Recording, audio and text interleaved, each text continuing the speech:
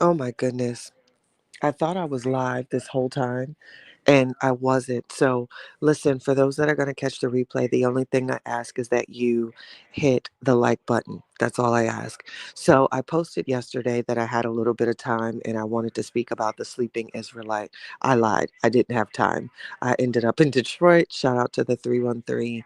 And even without the case or whatever, I'm in certain areas, and I was in the area of the grandmother's home of Zanaya Harris, and it's extremely eerie.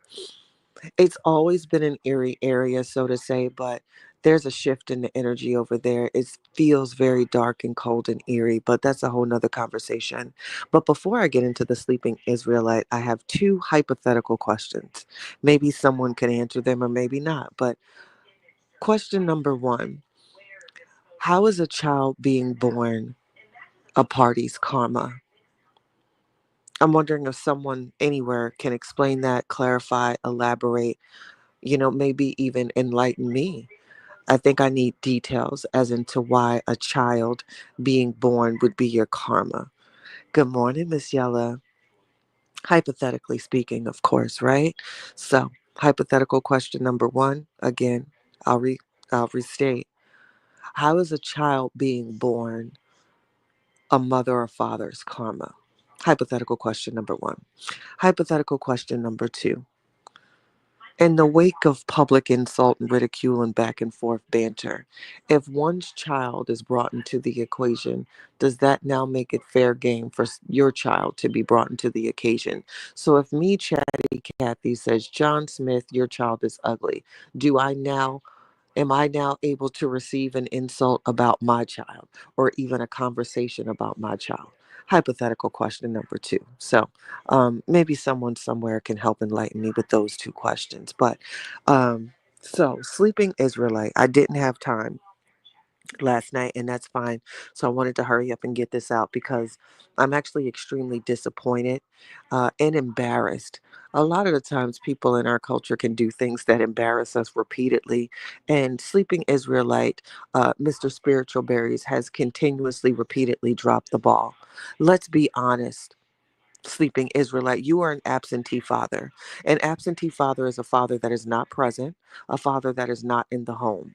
You are a summertime dad and a some of the time dad. The children have to wait days, weeks, hours to be in your presence. That, sir, makes you an absentee father. In wake of recent events, we've seen what happens when children are placed in homes without love. We've seen in situations in which a mother takes on a boyfriend who may harm the children. On the flip side, we've seen in situations where men can take on a girlfriend or a wife and they will harm the children. Okay?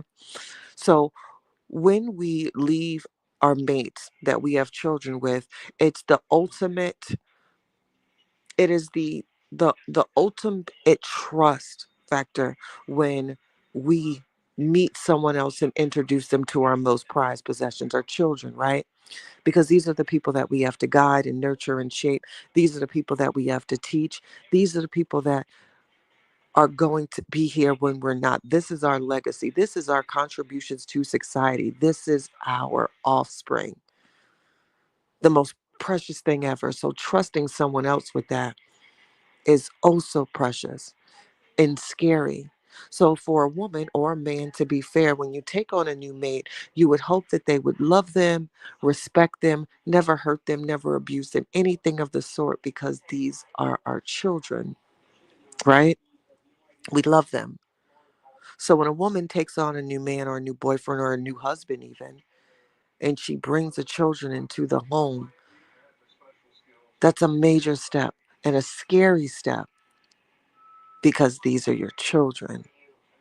So when you have a situation in which children are brought into a home and introduced to a party that is not their parent, you hope for the best. But there's so many children that are not here because they were brought into homes of people that were not the best. So when we have situations that were the best, meaning the children are fed, meaning the children have a roof over their head, meaning the children aren't starving, meaning the children look happy, meaning when you speak to the children, there's no signs of trauma, meaning when you have that situation, that's great. That's a blessing, even because not everyone will have good intentions when it comes to your children. Not every man will have good intentions when it comes to little girls being in the household. Hello. So when you have a situation in which it worked, in which there was never any signs of trauma, and you knew that your little girls and your children were safe, that's a blessing. So many children aren't here right now because of that. That's a blessing. And you can't take that away from a party because it's a blessing, because it could have been something very dark. So, regardless of your public feelings or your personal feelings about a party, you have to sit back and say, wow, in my absence, in my absence, my children were safe. In my absence, my children were safe. And what's more important than that? Your children are safe. You do not have to worry. But you see, Mr. Enlightened, Mr. Sleeping Israelite picked up and decided to pick up a book many years ago. But I wonder, sir, another question. How old were you when you impregnated a woman and did not marry her? How old were you? Were you an adult and was she a teenager? I want to know that. But I doubt if we get that question answered, right? I doubt that's in the good book. You sit on your pulpit of lies like so many others do. You serve plates of jargon. You are mediocre at best, sir, and you should be ashamed and you should be embarrassed because there's people like myself that can see through the scripture. You use your scriptures of convenience like so many do. You are not righteous. You are not walking on the right path. You, sir, have a long way to go. You have a long way to go. It's embarrassing that you're using religion to spew hate. The paragraphs that you wrote that I was going to read as of late, it's simply jargon. You know it and I know it. But no, I'll rephrase that. I know it. You're so blinded that you actually believe what you speak. It's sad, and you should be ashamed as an absentee father. There's nothing that can take the place of a father's presence. No FaceTime, no Amazon package sent, no I'll see you in 3 weeks. Nothing will ever take the place of a father being in the home daily with his children unless they are of age where they've gone out into society. Maybe they're in college and they're states away. That's a different story. But for the most part, nothing takes the place of a father being able to go in the room and kiss his daughters or son on the forehead and make breakfast for them. You can't do that. You don't do that with three children, possibly with the children that are in your home, but you don't do that with the three children. But yet you sit on your pulpit of lies and you now want people of society to praise you as a good father. Sir, you're an absentee father. You are virtually raising young black men, and you think that is sufficient for a righteous man. You are virtually raising young black boys in wake of recent events. Because you know what a real father would do? You know what a real father would do? A real father would say, maybe this is the time that I need to have my boys full time because they're now it's time for uncomfortable conversations. Now let's talk about sex. Now let's talk about what might be going on with your body and your hormones and your urges. Now let's talk about what to do if you're pulled over. Now let's talk about what it takes to be a man. Now let me teach you something, not just in the 4 or 5 weeks that I cram in my fatherhood because I missed 360 days out of the year, but I'm going to get you these 5 in the summer because I'm a summertime absentee dad. You, sir, are part of the problem of which you speak. And The one finger that you're pointing at another man, you have three, sir, pointing back at you, and they are your children.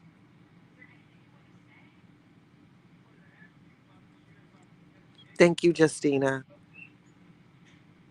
The one finger, I'll say that again, spiritual berries, the finger that you are pointing at another man that did not father them, that did not provide the sperm to get him there, the fingers that you are pointing at one man.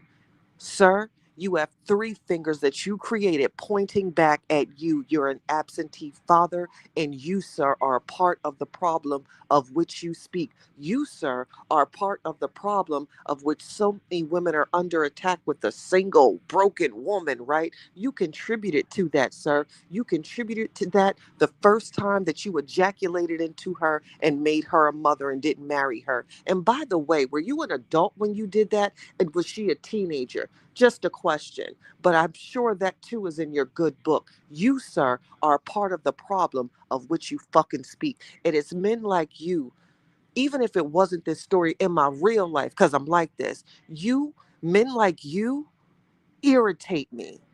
You irritate me because you're selfish. You're selfish. And you really think that you are walking on a path and that you can teach somebody something. You need to teach yourself, sir. Teach yourself how not to be an absentee father. Teach yourself how not to make these women single mothers and give them not one, not two, but three children. And you never put a ring on it. You, sir, are part of the problem of which you fucking speak. You. You. You are the reason why certain men, like the deceased, I won't speak his name, felt that they had the need to judge women that have multiple children and don't have a father in the home. You contributed to that. You.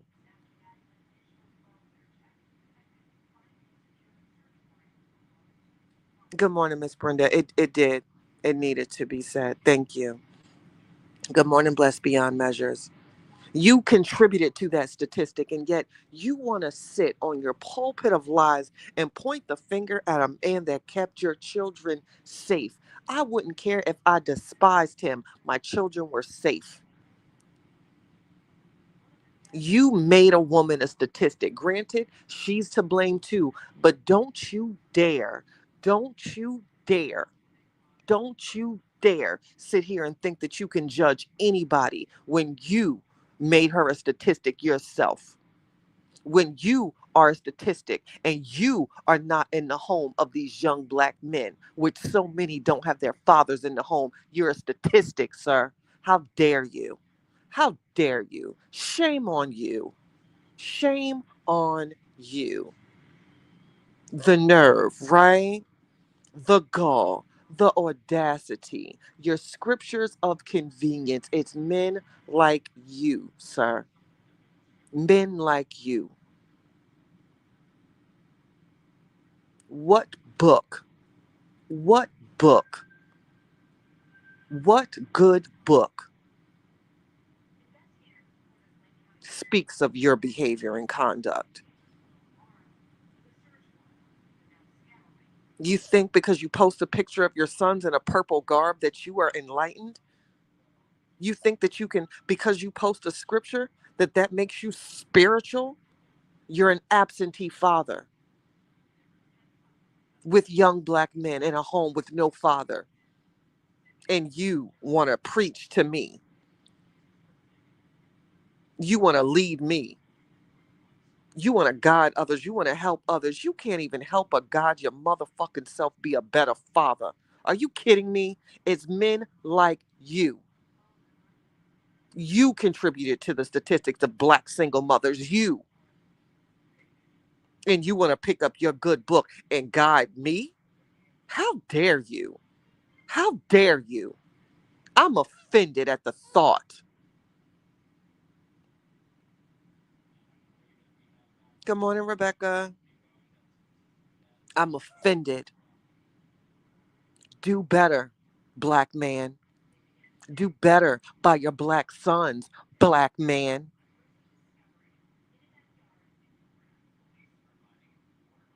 Do better by your little black, beautiful little girl, black man.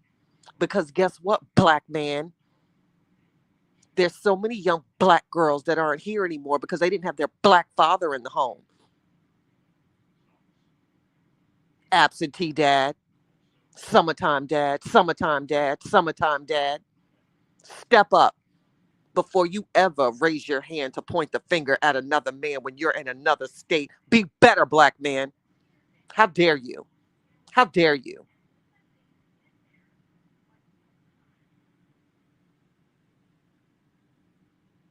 You and others like you are part of the problem. You, you, absentee men like you are part of the problem and a part of the statistic of missing children with broken homes. You virtual dad. You see you in a few weeks, dad. You FaceTime, dad. When's the last time that they hugged you?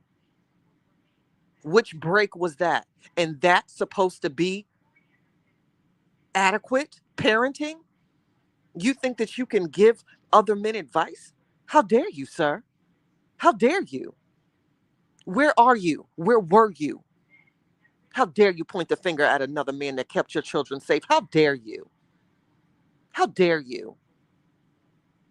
How dare you impregnate a woman not once, not twice, but three times and never made an honest woman out of her? How dare you? And you want to pick up your good book and think that you can talk to me and teach me anything, sir? No. How dare you?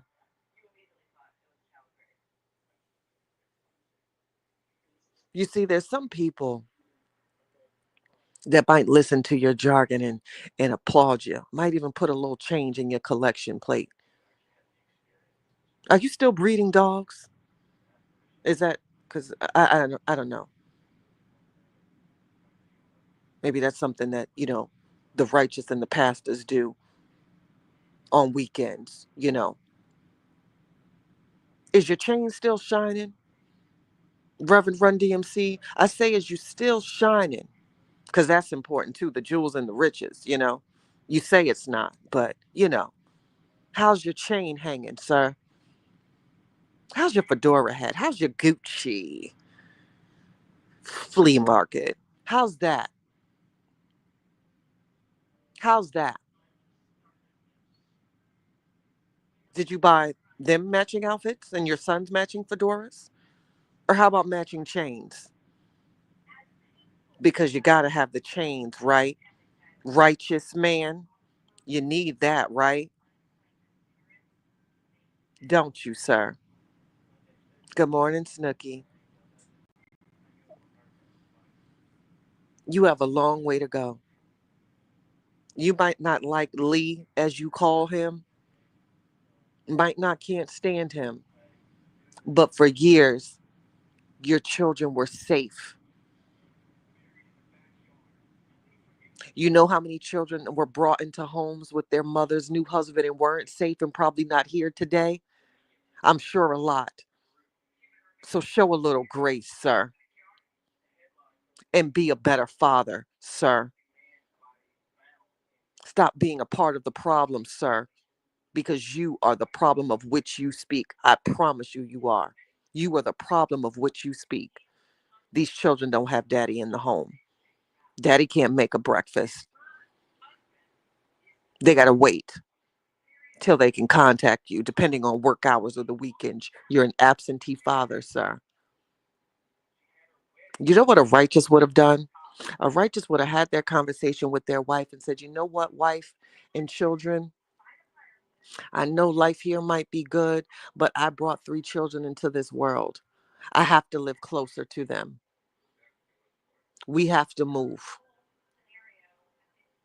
I have to be closer to them. They need to be able to get to me quickly during these ages. Now, I know this might be disruptive, but we are family, and this is something I have to do as a man. So pack up, baby. We heading out. I got kids to raise. And you know what a good wife would say? Where's the packing tape? But you don't do that because it's convenient for you, absentee dad, because you get to now just use Facebook and post every now and then and want to talk about parenting. It's convenient for you, your schedule, your absentism. It's convenient. You don't have to be bothered 7 days a week. It's convenient. But that's what a real righteous man would do. And a righteous woman would be right by your side and saying, baby, let's go. Because I love that. In fact, she would love you even more because there's nothing more attractive than a man that takes care of his home and his children. Baby, let's go. Baby, I'm renting a U-Haul.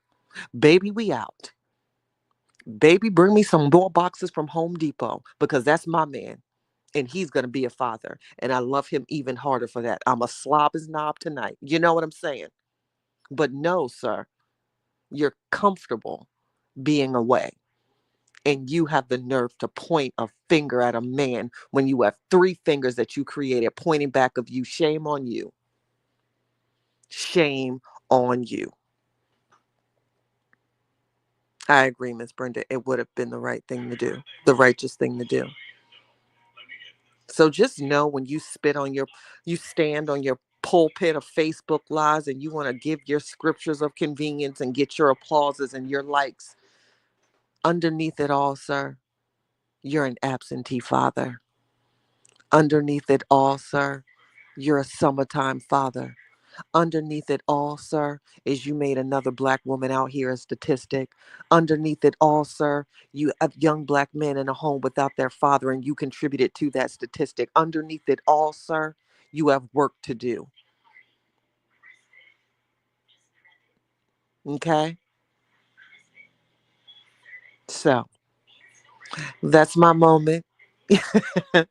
I love you guys. I didn't get that out last night, but y'all know when I got to get it out, I got to get it out. This man might not ever hear it. Maybe he will. But let that be a message. Do better, black man. As always, you guys, I love you. Thank you so much. Please, please, please hit the like button when you do catch the replay and have an amazing Saturday because guess what? I think you're great. You know what I mean? I love you guys. Later.